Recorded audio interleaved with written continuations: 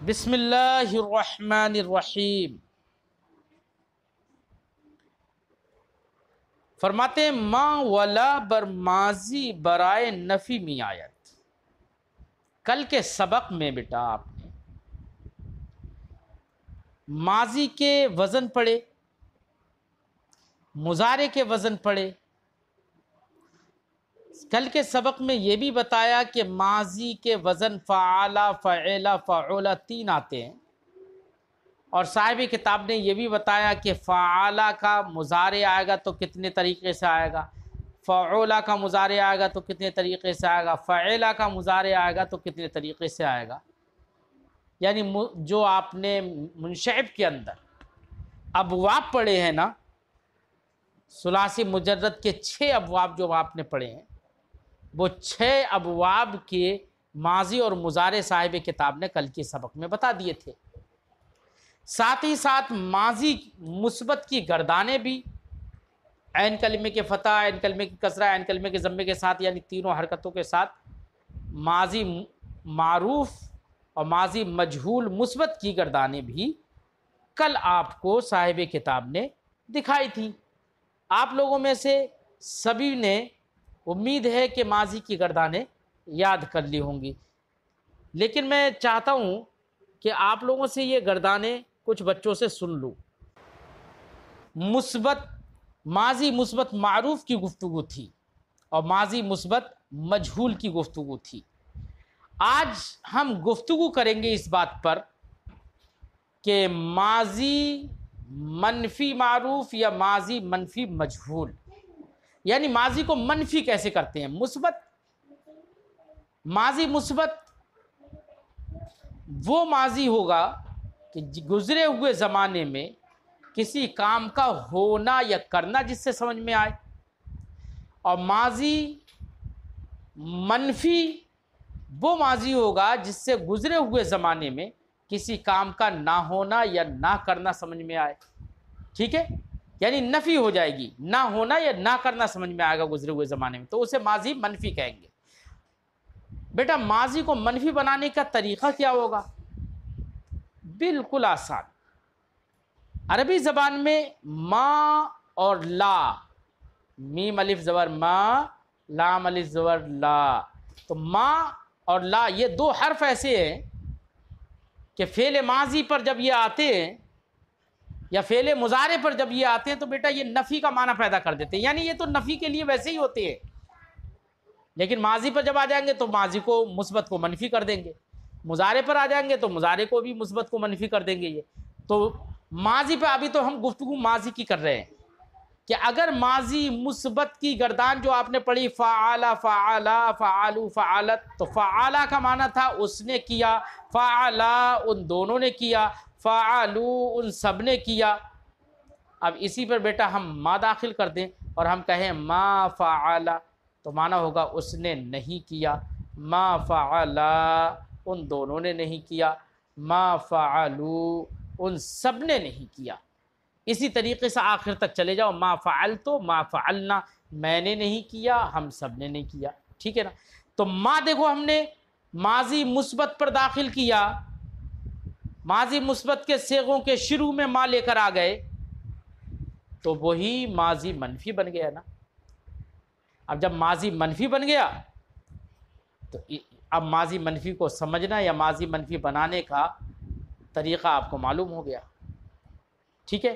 ایسے ہی لا داخل کر دو فعل ماضی پر اور آپ کہو لا فعل، لا فعلا، لا فعلو، اس طریقے سے بھی کر دو، معنی وہی ہوگا اس نے نہیں کیا، ان دونوں نے نہیں کیا، ان سب نے نہیں کیا۔ لیکن بیٹا ماضی پر جب لا آتا ہے نا تو ہر جگہ لا نہیں آ جائے گا ماضی پر۔ ما تو ماضی پر آتا ہی ہے نفی کے لیے، لیکن لا ہر جگہ نہیں آئے گا۔ لا جب ماضی پر آپ داخل کریں گے تو ماضی پر داخل کرنے کے لیے وہ لا کی شرط یہ ہے کہ صیغہ ماضی لا کے ساتھ، ماضی کے صیغے وہاں پر مکرر ہوں لا کے ساتھ، جیسے لا صدق ولا صلی، لا صدق، تو دیکھو صدقہ ماضی کا صیغہ ہے، صلی بھی ماضی کا صیغہ ہے۔ اب یہاں پر لا قرآن پاک میں استعمال ہوا ہے، قرآن پاک میں لا کا ذکر ہے، یہاں پر لا صدق ولا صلی، تو جب تک ماضی کے صیغے کی تکرار نہیں ہوگی اس وقت تک بیٹا لا کا استعمال ماضی میں صحیح نہیں ہوگا۔ تو ماضی میں ماضی کو منفی بنانے کے لیے اگر آپ کو لا کا استعمال کرنا ہے تو اس شرط کے ساتھ آپ استعمال کریں گے کہ لا کو صیغہ ماضی کے ساتھ مقرر کریں گے، جیسے کہ لا صدق ولا صلی، اور یہ شرط ما کے اندر نہیں ہوگی۔ ما بغیر تکرار کے آتا ہے، جیسے ما فعل، اب یہاں پر لا فعل ہم نہیں کہیں گے، اگر کہیں گے تو ہم ایسے کہیں گے لا ضرب ولا اکرم،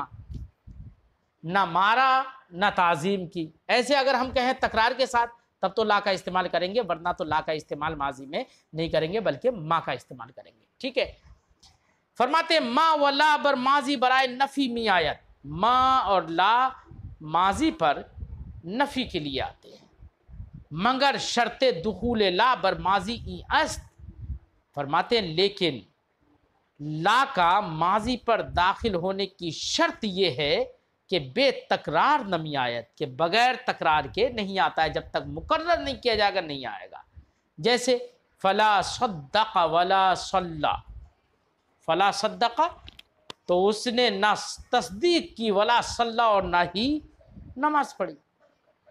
جیسے ہم کہیں زید نے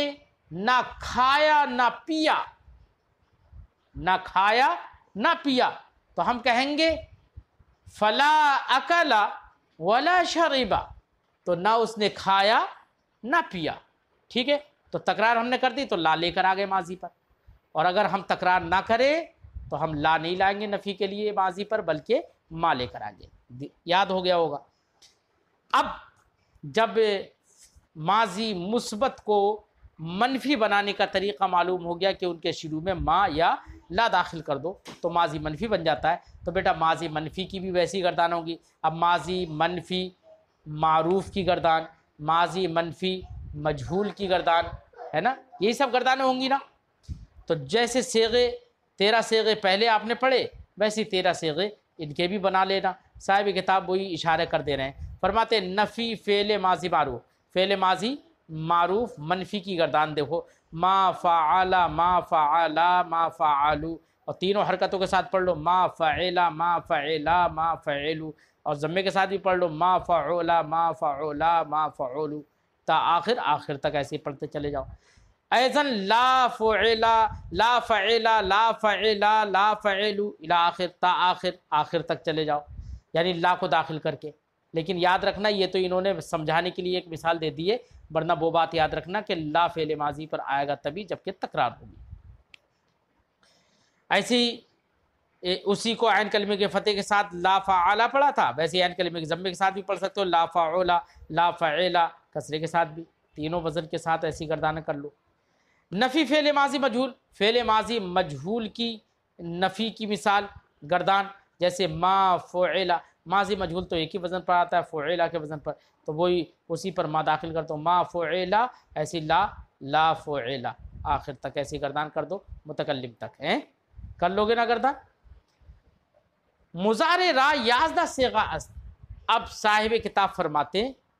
مضارع کے 11 صیغے ہیں۔ بیٹا صیغے تو سب اتنے ہی ہوتے ہیں جو 14 صیغے میزان میں پڑے نا، ماضی کے 14 صیغے، مضارع کے 14 صیغے تو وہ 14 ہی ہوتے ہیں، لیکن صاحب کتاب نے ماضی کے 14 کے بجائے 13 صیغے ذکر کیے، کیوں؟ میں نے آپ کو بتایا تھا کہ جمع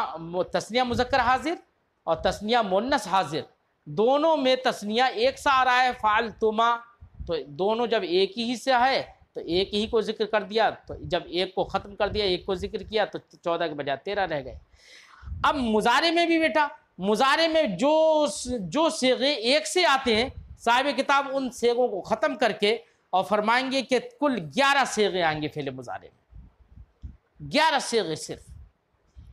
اب کون سے ختم کیے؟ تو آپ مضارع کی گردان کرو، تو مضارع کی گردان میں آپ کو پتہ چل جائے گا کہ کون کون سے صیغے ایک سے ہیں، تو ظاہر بات ہے جتنے صیغے ایک سے ہوں گے ان میں سے صرف ایک چھوڑیں گے اور باقی سب ہٹا دیں گے، تو 11 رہ جائیں گے۔ اب دیکھو گردان کر کے دیکھتے ہیں فعل مضارع، اس بات فعل مضارع معروف، یفعلو یفعلان یفعلون، یہ تو تینوں صیغے ٹھیک ہے، مذکر غائب کے 3 صیغے ہو گئے، پہلا واحد مذکر غائب کا، دوسرا تثنیہ مذکر غائب کا، تیسرا جمع مذکر غائب کا۔ تفعلو تفعلان یفعلنا، یہ مؤنث غائب کے تینوں صیغے ہو گئے، پہلا واحد مؤنث غائب، دوسرا تثنیہ مؤنث غائب، تیسرا جمع مؤنث غائب، ٹھیک ہے نا۔ اب کیا ہونا چاہیے، واحد مذکر حاضر تفعلو آتا ہے، لیکن دیکھو جب واحد مذکر حاضر بھی تفعلو آتا ہے اور واحد مؤنث غائب کا صیغہ بھی تفعلو ہی کے وزن پر ہے، تو دونوں ایک سے ہو گئے، اس لیے واحد مذکر حاضر کا صیغہ تفعلو انہوں نے ختم کر دیا۔ ایسے ہی واحد تثنیہ مذکر حاضر کا صیغہ تفعلان آئے گا، اور جمع مؤنث حاضر کا صیغہ بھی، وہ جمع مؤنث غائب کا صیغہ بھی تفعلان آیا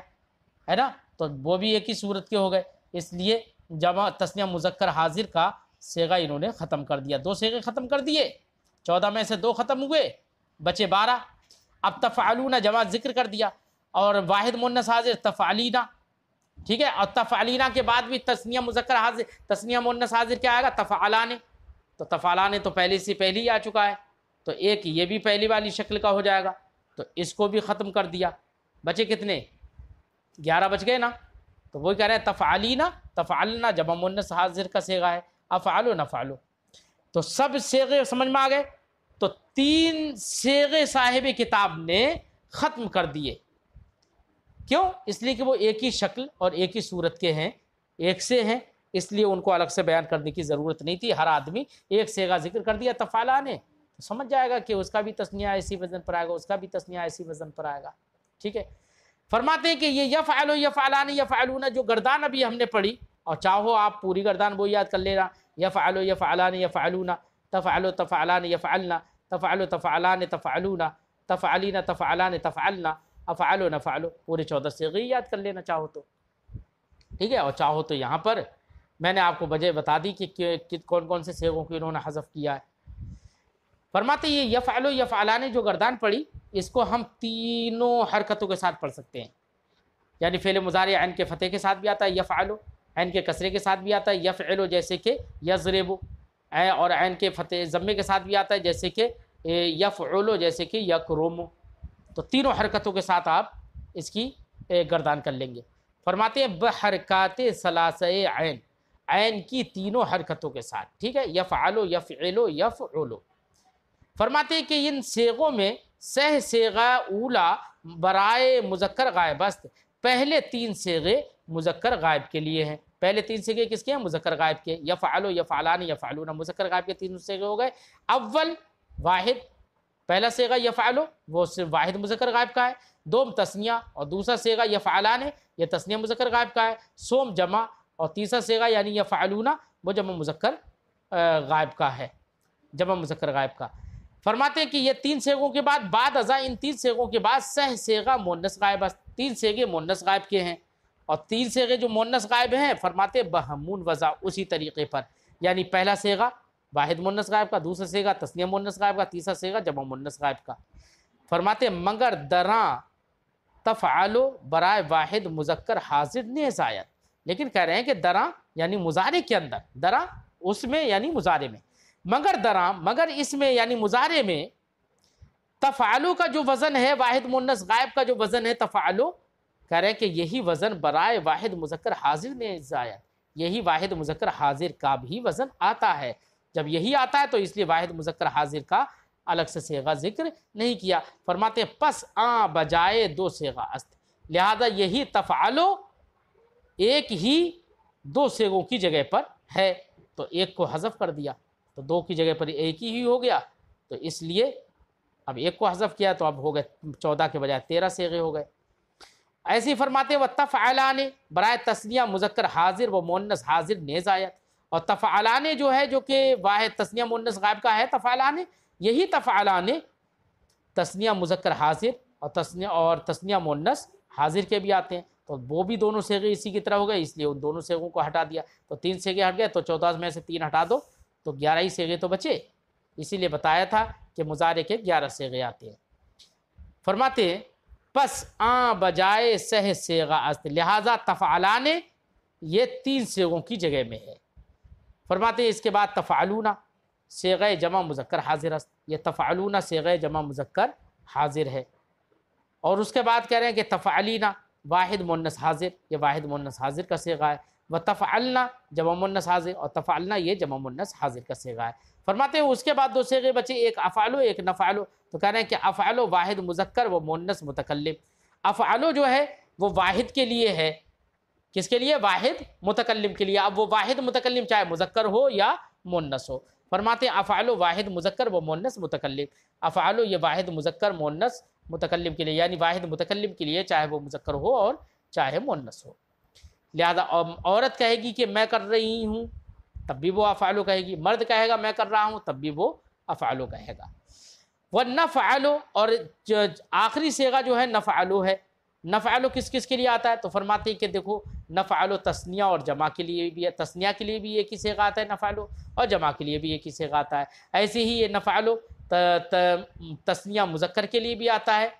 اور جمع مذکر کے لیے بھی آتا ہے، ایسی تثنیہ مؤنث کے لیے بھی آتا ہے، جمع مؤنث کے لیے بھی آتا ہے اگر متکلم ہو، ٹھیک ہے نا۔ تو متکلم تثنیہ متکلم،